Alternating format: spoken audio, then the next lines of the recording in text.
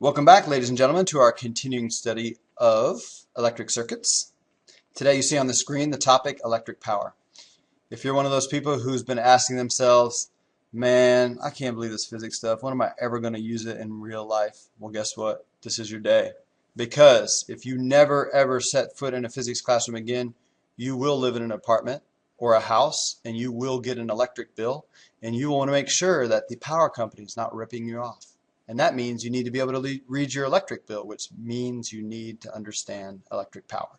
So let's dive right in. We are going to springboard off of your existing understanding of power because we covered the topic of power previously the first semester, okay? And we already have a basic understanding of power, which is how quickly you do work, okay? If you remember, in class, what we did was we had everybody run up the stairs as quickly as possible, and then we calculated their power output. Okay, and what you found out was there was a combination of doing it the fastest, but also having a certain amount of body weight to lift, right? So it's a similar idea here. We want to ask ourselves, how quickly is energy consumed in an electric circuit? So you see here we have a 24-volt battery hooked up to a 12-ohm light bulb. Okay, and obviously the light bulb is giving off light and heat energy, and we want to calculate how quickly that's happening. Okay, so there's an equivalent power formula for electric circuits, and that looks like this right here. Okay, P equals IV. All right, that's your basic power formula. You're going to take the current in the circuit, okay, and multiply it by the voltage. So often, when you use this formula, you're going to have to use it in conjunction with Ohm's law. Okay, so in this case, if you look at the circuit, we have the voltage, right, which is 24 volts, but we don't have the current. So we can't really solve this power problem until we know the current. And that brings us over to Ohm's law, right, where we're going to solve first for the current, okay. Put the 12 in here, and you see that the current here is 2 amps. Then I can come over, put the 2 amps in here, and see that the power output, okay, is 48, and if we multiply those units together, we get 48 volt amps, okay. Well, I could show you, but you just take my word for it here. Volt amps actually works out to the same units as watts. Okay, so the cool thing for us is that the units of electrical power and mechanical power are the same, which is the watt. If you remember over here, the watt was the joule per second. Okay, that's how we define the watt, and it turns out it's the same thing for electrical power. So there you have it. It turns out that this light bulb is using energy at the rate of 48 watts, which is 48 joules per second. Okay, we might say that it's behaving as a 48-watt light bulb. You're probably familiar with the fact that not only light bulbs, but all appliances have a power rating on them. If you look somewhere on the label, you're going to see a power rating. Like on the light bulb, it's going to be written on the top, right? But TV appliances, okay, microwaves, they're all rated in a power rating in watts, okay, and that's what we're talking about. How much energy does it use in a given amount of time? How quickly does it use energy? Okay. Now, there are two variations of the power formula besides the one you see, okay, and you can get that by doing the following. If you kind of substitute these two formulas into each other, you can get two other variations of the power formula. Okay, I'm going to write both of those down here. So I'm just going to write them all in a string. So we've got this is your basic power formula. Okay, but there's two variations here. There's this one, okay, so if you have a problem where you only have the current or in the resistance, you can use that. And then there's even a third one, okay, where what if they gave you a problem where they only had the voltage and the resistance, okay? So all three of these qualify, okay, they're all totally legit usable power formulas.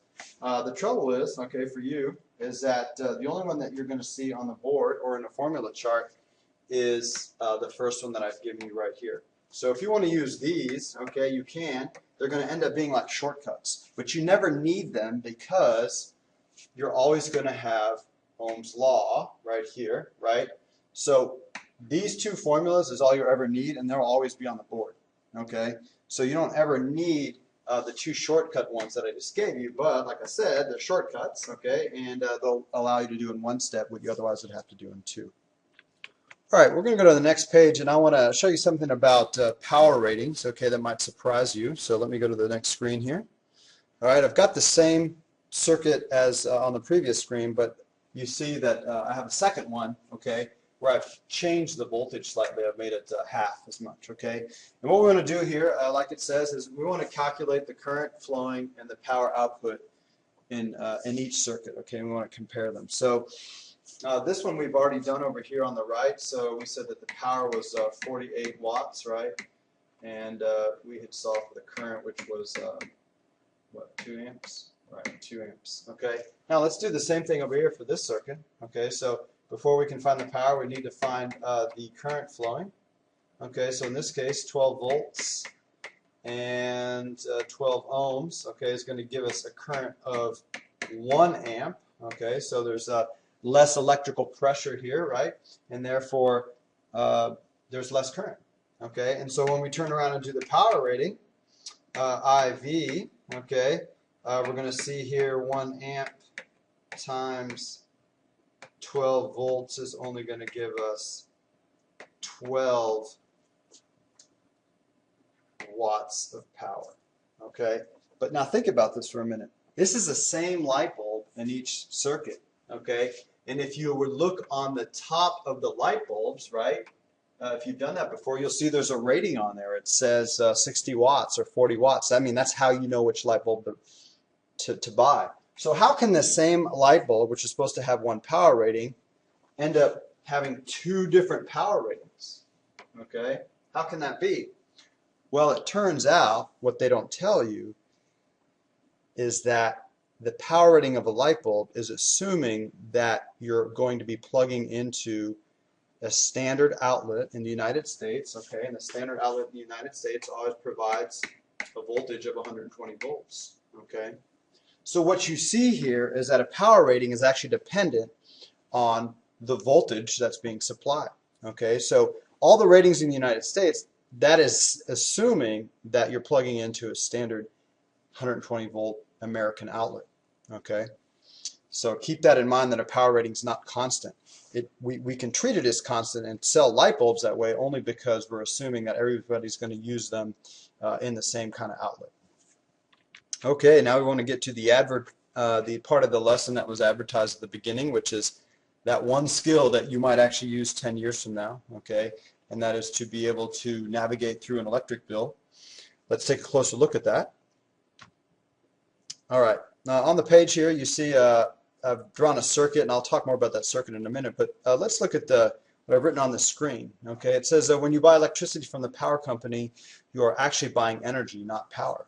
Okay, power companies, instead of using the joule like we use, okay, they use another unit called a kilowatt hour. It's a lot larger than the joule. Okay, a joule is not very much energy. It's how much energy it takes for you to lift an apple 3 feet up, right? 1 Newton meter. An apple weighs about a Newton. You move it a meter, you've done a joule of work. So that's not very much energy. Okay, the electric company likes to use a much larger unit called the kilowatt hour. So let's see how that compares to the joule. You see here I've done some dimensional analysis. Okay, it actually works out to 3.6 million joules. Okay, it's a much larger unit. Just like a dozen donuts is a much larger batch of donuts, right?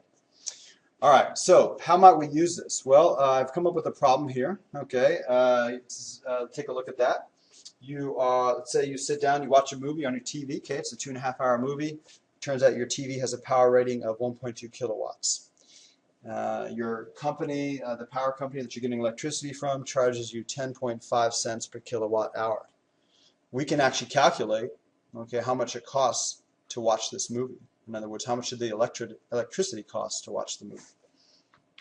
Here's how we're going to do this. It's going to be 2 steps. Okay, first we need to figure out how much energy we've used. Okay, because remember 1.2 kilowatts is not energy, it's power. It's how quickly we're using energy. So we use our basic power formula here. Okay, and we move this around.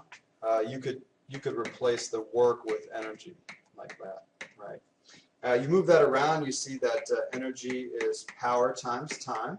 Okay, so in this case, 1,200 watts. Notice how I convert it from kilowatts to watts. Okay, and then 2.5 hours. Okay, like so. And that's going to give me how much energy the TV used. Okay, 3,000 kilowatt, excuse me, that's watt hours, right? That's watt hours because I multiplied watts times hours, okay? And then I can divide by 1,000 to get 3 kilowatt hours, like that, okay? So that's the first step. And then the second step is just to multiply how much energy I used by the cost, okay, that the power company is charging me. Let me write that out. All right, you see I've set it up here, kind of dimensional analysis style, but really it's just multiplying a rate times an amount. And this comes out to a whopping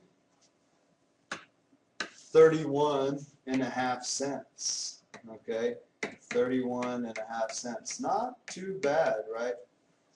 That's why we enjoy such a high standard of living, okay, in the Western world and in the first world. It's because we have ready access to cheap electricity. The last step is to use the coal mine analogy, okay, to illustrate some of the quantities that we've just found here. So let me go to the next screen, and we're just going to have the circuit there, okay, this one here, and we're going to write some of the quantities out and then use the coal mine analogy to show how those quantities look in the circuit. So let me pause here and write those out. Okay, all we were really given was the power, which is 1.2 kilowatts. Okay, remember though what I told you about the power rating. Okay, if you see a power rating on an appliance, we're going to assume that it's 120 volts. Okay, that's what it's receiving. Okay, so what we need to do here is solve for the current. Now what are we going to use for that? You got it, the power formula. So let me write that out. Okay, you see here the power formula, 1,200 watts, 120 volts. It's going to give us a current of 10 amps. Okay, and now I'm going to pause and challenge you to illustrate the coal mine analogy on the circuit, and then you can come back and see whether your answers match mine. All right, here you have it. The only thing that consumes energy in the circuit, okay, is right down here, our power plant, our load. That's the symbol for a resistor, but the TV acts like a resistance in the circuit, so it can represent our TV in this case, okay, the power plant where the energy is used. And you can see that the coal stays the same throughout until it reaches the power plant, okay, the appliance using the energy, and then the carts, right, the charges go back into the negative end of the battery, de-energized, right? Notice that we don't lose any carts, right? Charges do not get consumed, but the energy that the charges carry, okay, the voltage, that's what does.